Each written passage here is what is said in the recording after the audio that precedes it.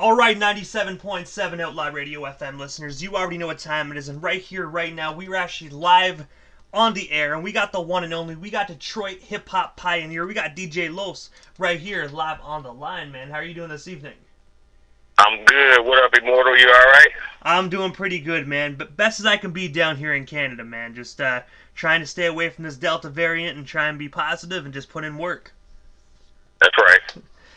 But I gotta ask, man, I know you're a very busy guy, man, so I'm gonna dive right into this interview, but I have to ask you, man, taking you back to the beginning, like, what actually made you decide to get into the music industry initially, man, because your roots run so deep? Okay. Yeah, my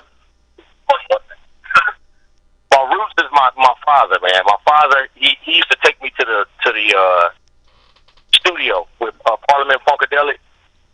And that's how I got into it, you know what I'm saying? Just traveling with him to the studio and watching him lay down percussion parts with George Clinton, Parliament Funkadelic, Bootsy Collins, and people of that nature. You know what I'm saying? I was surrounded by the funk. And also as well, man, in the 1980s, you actually teamed up with a talented MC by the name of EZB to actually form a hip-hop duo, man. I was wondering, how did you guys initially get connected? And of course, what is the story behind that iconic duo? Because I do know that you guys are the first individuals to actually put out a hip-hop record in Detroit. Oh, yeah. Once again, like my dad, he had a vision. My dad's name is Carl Butch Small, master percussionist. He had a vision, him and his partners, Gene David and John Maxey, had a vision to start a record label. And what they did was, you know, they watched the industry, by my dad being a musician and traveling around and touring with, you know, RJ's Latest Arrival and, you know, earlier groups, like I said, Parliament Funkadelic. They saw hip-hop emerge, or he saw it emerge, and he wanted to start a label. And on that label, he wanted to launch hip hop. So he decided to, you know, he didn't know anybody, but he had caught me trying to scratch on a turntable that my grandmother used to use for like house parties and stuff like that, like some kind of turntable with detachable speakers. You know what I'm saying? It wasn't like a high end or nothing like that. But I asked her, could I borrow it and learn how to scratch on it? And so my dad, you know, he discovered me scratching on it. So he saw that I had a interest in learning how to become a DJ. And once he did that, he said, well, now I got to find an MC. And his plan was to partner us up together and create a group. And so that's how me and EZB came together. My dad and my uncles, my two uncles, John Maxey and Gene David, they found EZB and brought him, and it matched us together and we became EZB and DJ Los. And also as well, man, in 1988, you guys actually released your guys' first album titled Untouchable. I was wondering if you can tell us a bit more about that album release, and of course, why wasn't there ever a second? Oh, okay. So, like I said, my dad and my two uncles teamed us up together, so we created that first album. And it went pretty well, you know what I'm saying? We sold a lot of records, you know, for the time period that it was out. I think we sold like 17,000 units, and that was pretty good for a local act at the time. We actually weren't local because we were selling records over in Japan and China and overseas, Germany, and things of that nature. But at the time when we came out, it was around the time when NWA was blowing up, and a lot of the explicit material was hitting, you know, the industry. So our sales they weren't comparable to what was going on in the industry because of, you know, like NWA, when they came out, they took off. You know what I'm saying? Everybody wanted to hear because they were talking about the streets and they were using profanity and all of that. And my dad, he didn't want that type of imagery for the label. He didn't want us to curse or have any profanity. So that kind of hurt us with being in competition with that, what was going on. So after that, we started to work on the second album, but EZB ended up running into a situation where he was incarcerated, you know, and he's been there ever since then. You know what I'm saying? I think he went to jail in like 1990, the year I graduated, and that left me without a partner. And so ever since then, I've just been working with other artists, you know, and until he can get out of there, you know what I'm saying? When he gets out of there, of course we're gonna team back up. And I have to ask, well, do you guys still actually talk today and whatnot? Like, if you don't mind me asking, how is he actually doing in there? He's doing great. I talked to him like 2 days ago. So I talk to him regularly, you know, and send him money, and you know, I'll keep the line of communication open, and you know, he lets me hear his lyrics. You know, he's steady writing in there. You know what I'm saying? So he's got a ton of material. You know what I'm saying? So if he gets out of there and it's looking like he made, you know what I'm saying, it's looking pretty good because they're exonerating or you know what I'm saying, granting clemency to a lot of these people who are incarcerated, you know, unjustifiably. And also, as well, 1 year after the Untouchable record, yourself and EZB, man, actually were featured on A.R.E.S and Maestro's Outcast Volume 1 on the song Move Your Body. I was wondering, what was the story behind that collaboration? And, of course, what was it like just being in the studio with those other two fellow Detroit hip-hop artists? Oh, yeah, those are my label mates. Those are my buddies. Maestro, a.k.a. Jason Wilson, that's like my big brother, you know, and I looked up to him when we were doing all of those records back in the day, because they became label mates with me after my album. So when Maestro came along and Chaos, when they both came together, it was like, oh man, we got some camaraderie here. We got somebody that we can hang out with. And then, like I said, Jason is like a big brother because he was DJing much longer than I was. So you know, he would show me things as far as production tips on how to make beats and you know, things of that nature. So we did a lot of background parts for them on that album. And I gotta say as well, you guys had such phenomenal chemistry as well, man, just actually together. I was really, just listening to that record, man, I wish there was actually more out there that us fans could really absorb, man, because you guys did a phenomenal job together, all four of you guys. Thank you. I appreciate it. I'll extend that to EZB as well. And also as well, man, in the year 1993, you actually became a percussionist for Death Row Records, man. I was wondering, could you tell our listeners a bit more about that? And of course, how did that opportunity come to be for you to actually go to the West Coast with Death Row Records? Sorry. You worded that a little bit improperly. That would be my dad. My dad was the percussionist for Death Row, but I did have a song on the Above the Rim soundtrack with Death Row. I produced, and that was My Money Right by an artist named Lord G. And I have to ask, man, how did that opportunity actually come to be for you, man? Because that must have been a kind of surreal moment to actually just be there at one of the biggest record labels and just working with some of the biggest people. Oh yeah. That opportunity came through my uncle, bassist Tony Green. He calls himself T Money Green. I think you've interviewed him before. Yes, I have. Phenomenal individual. Yep. Oh yeah. That's my uncle. He always believed in me. You know what I'm saying? He always believed in my tracks that I created. And so one time, when he first got out to Death Row, he was working with Dr. Dre and you know, and who was it? Warren G and Snoop and everybody that was affiliated. He was, you know, around them. And he came back in town one time. He came to my dad's studio, and I knew that he was going to be around Dr. Dre, and he had been around him. And I asked him, I said, "Oh, when you going back?" I said, "You back in town? Are you going to be around Dr. Dre again?" You know, and he was like, "Yeah, I'll be around him tomorrow when I fly back out. I fly out tomorrow, and I'll be back around him again." I said, "Well, can you give him this tape, this cassette tape, you know, with some of my music on it, and just let him hear it, and just tell him that, you know, I'm just trying to get a bite, just trying to see if he likes something." And he said, "I can do that." So he ended up taking the cassette tape out to L.A., and I think 2 or 3 weeks later, he called me back and let me hear somebody rapping over the track. And I said, "Oh, that's dope." He said, "Yeah, man, this is a guy named Lord G."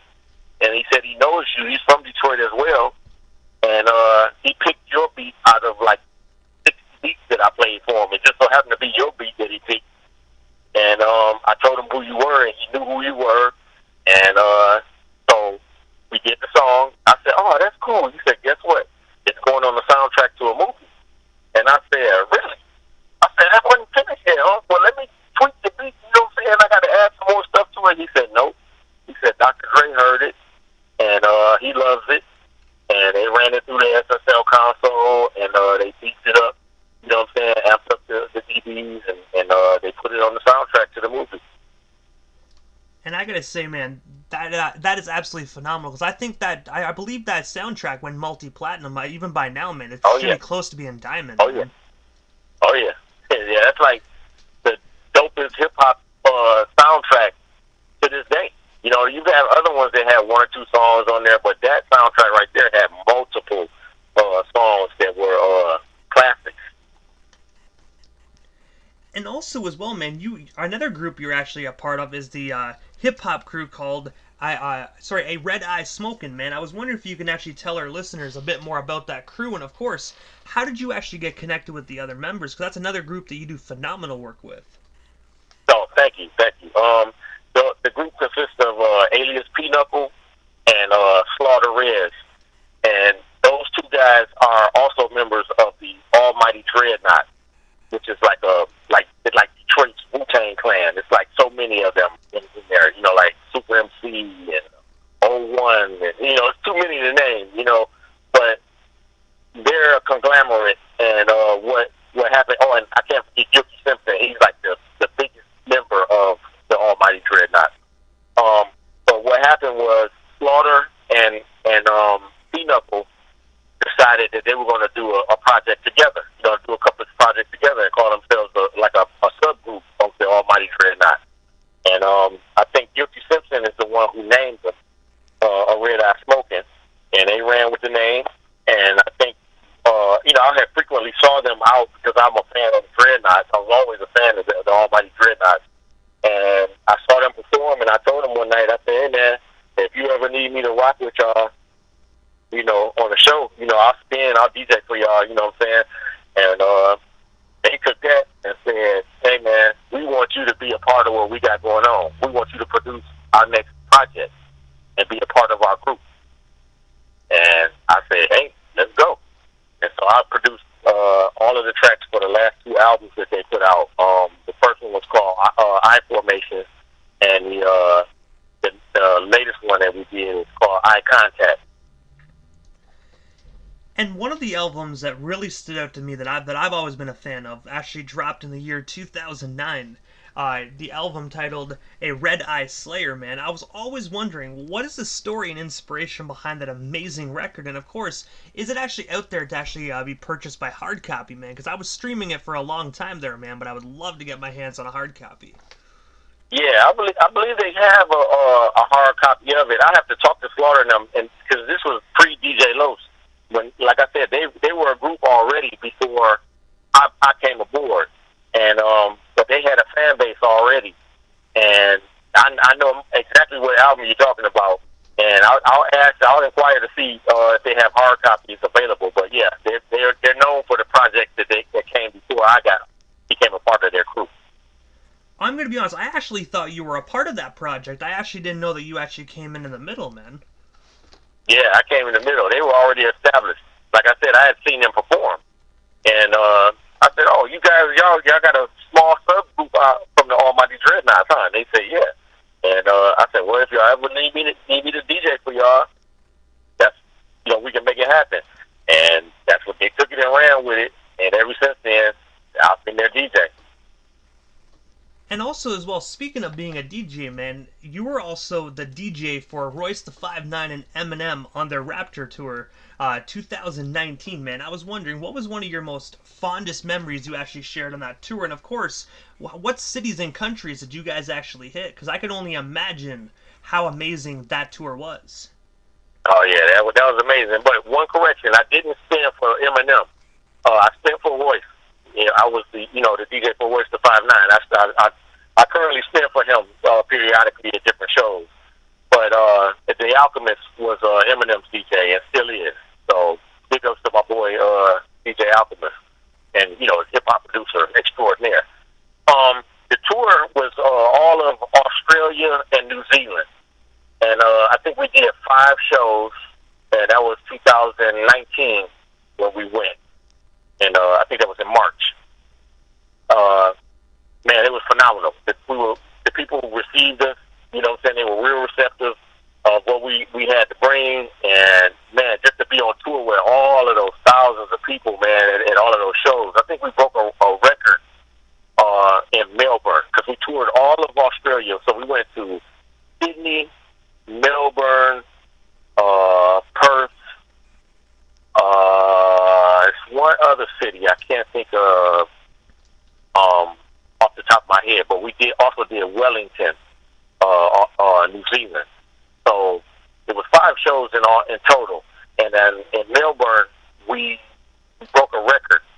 I think we sold out the arena. It was the most attendees at a particular show for an individual artist of ever in that city. I think it was 75,000 people at that show. Yeah, yep.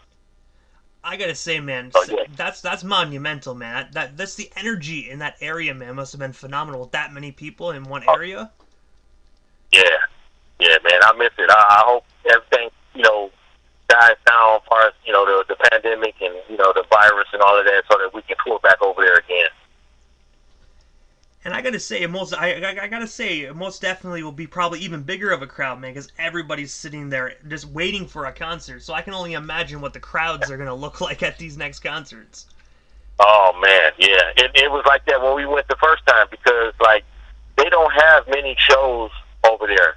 So as soon as we stepped off of the plane, you could see our Twitter and our Instagram and Facebook, everything. They went crazy over there. They're like, they're here.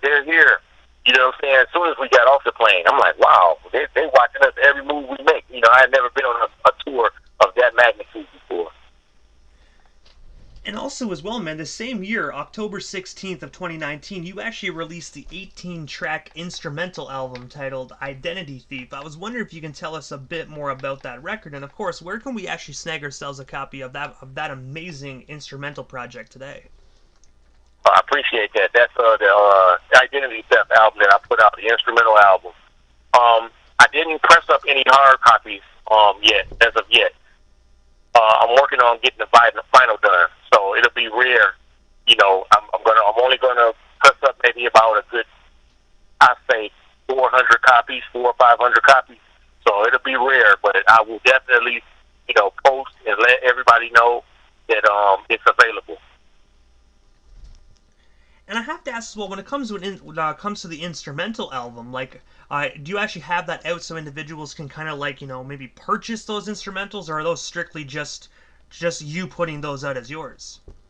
Yeah, a lot of those instrumentals there's a few exclusives on that project, but most of those instrumentals they've been used for different projects. Like some of the beats were used on the Eye Contact album for A.R.E.S. or Red Eye Smoking. And I got a couple of tracks that Royce is possibly going to use. Kid Vicious used one as well.